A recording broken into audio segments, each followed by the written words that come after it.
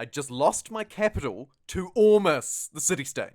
So everything was going fine in this Deity Mongolia playthrough. We'd just taken over Mabanza Congo. We've got our beautiful city here, another city here. Everything's looking fine. Unfortunately, if you draw your attention down to the bottom right-hand screen, you'll see that the rest of the world didn't exactly play ball. Let's have a look. So Germany and Russia took to systematically, essentially destroying and colonizing the entire globe, leaving me over here struggling to take but one city-state. And now, as of officially last turn, the Germans have declared war, and they've got all sorts of machines that we couldn't even possibly begin to understand. I am, of course, left with just my Kashyyyk. So, let's have a look and see. Do I think I can win this game? Probably not. Do I think I can survive this war? Maybe. Let's see how we hold up. To be honest, if I can hold up to this onslaught even just slightly, I will consider that a real win. I have a couple of things on my side. Firstly, I have not one, not two, not three, but four of my citadels, which are fantastic when you play as Mongolia, because you get your great generals so much faster than anyone else can, and your great generals are better. Although I don't think it quite translates to the citadel. Anyway, let's see how... Oh, dear. I have the... Wow. Oh, just this has not gone particularly well for us, friends. So, for those wondering what is the context to this awful mess of a Deity AI playthrough, I played this game for a few hours on stream at the weekend. We had a fun time. We had a really fun time playing as small Mongolia. Discovered a really cheeky city-state exploit, which I'll cover in another video, but what you need to know is basically you can kill city-states at relatively low risk and relatively low cost. The only downside is it does tend to perhaps aggravate the AI a little bit, and what we're seeing here is that aggression play out. The Germans are rolling a storm over my lands. I've managed to hold the two citadels down here in Mabanza Congo. Not so much here. This is my second city, which I'd forward settled against the Germans, and attempted to sort of steal some land and use it as a base. The idea was to take Monaco and Mabanza Congo, two city-states. And of course, I'm particularly good at taking city-states as Mongolia. We don't particularly like to smile very much. However, Bismarck, the aggressor, really doesn't like to smile. So, you know, we're about to kill a unit. Success. Yeah, and you'll also notice the Germans spread out these tactical little forward settles all around me. Look at this, Dusseldorf and Stuttgart. They're everywhere. They completely surrounded me. They've even got Ormus, who I could not capture for the life of me because of their weird position in the map. They've also got Ormus fighting me, so that's brilliant. We've lost control of one of our citadels. And it's looking increasingly likely that we're about to lose control of this city. What we could do is try and maybe abandon Mabanza Congo. Run! We've only just taken it as the heartbreak. Anybody who watched this live will know how much of a fight and what sort of desperate situation this turned into. But look at that. I mean, we just can't. It doesn't have defense. It doesn't have walls. We are actually, at this point, Ormus is invading my capital city. The downside, of course, with playing a deity in AI match, you know, versing the AI on deity difficulty is, oh, look, we can actually, is that the AI starts with such an incredible advantage. Now,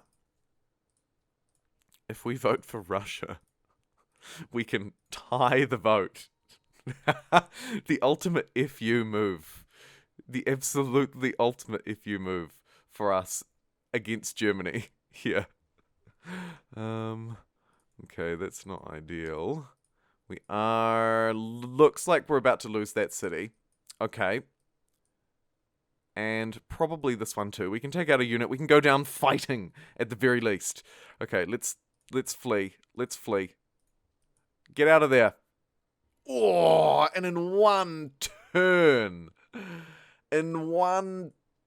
turn, he just destroyed it. Speaking of destroyed,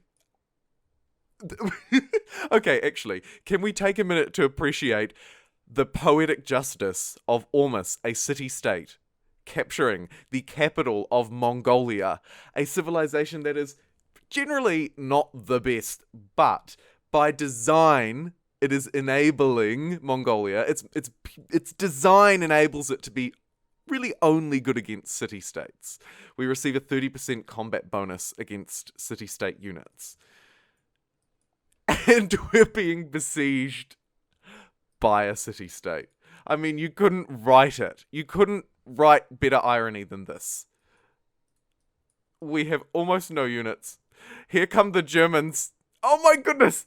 I actually kind of want to lose to the AI rather than... Like, I don't want the Germans to take the city. I want the city-state to take it. So I'm going to try and position these Cossacks in such a way that it slows down the Germans. So I'm going to position them here so that their zone of control slows down this German unit. Hopefully it won't be able to move 2 tiles because the zone of interference... Oh, although I'm not sure if the Kashyyyks actually have a zone of control effect. This crossbowman definitely will, so it'll slow down that Gatling gun.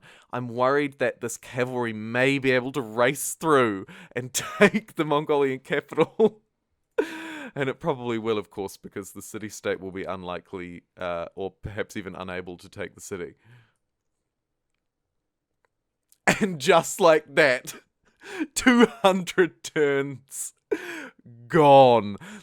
What I'm most interested in here, though, is the infographics. Did we ever catch up to the AI, or given the fact that the game's ended at 14:30, were we just out of luck? I mean, obviously our demographics are poor at the end of the game.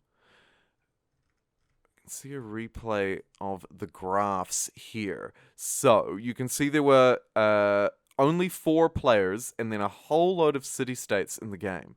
And you can see that we were all doing fairly well, aside from me, right? Around 2000, I sort of lost out and just couldn't quite keep up in terms of score. Now, what's more important to me here? Military might. Yeah, see, we were pretty weak the whole time, really. We didn't grow. Number of cities, you can see these guys, when they killed Gandhi, they just exponentially shot up. So our production per turn was actually okay in that beginning period. But again, you can see around this year, when Gandhi falls off, we stagnate and these two skyrocket after capturing Gandhi's cities.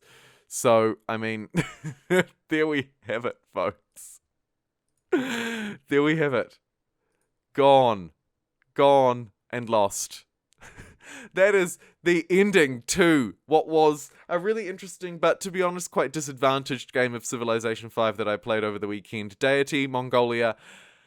Bad start, bad location, but a really interesting ending, and I think a lot of poetic justice in the fact that Ormus were the ones who took to us and destroyed our capital.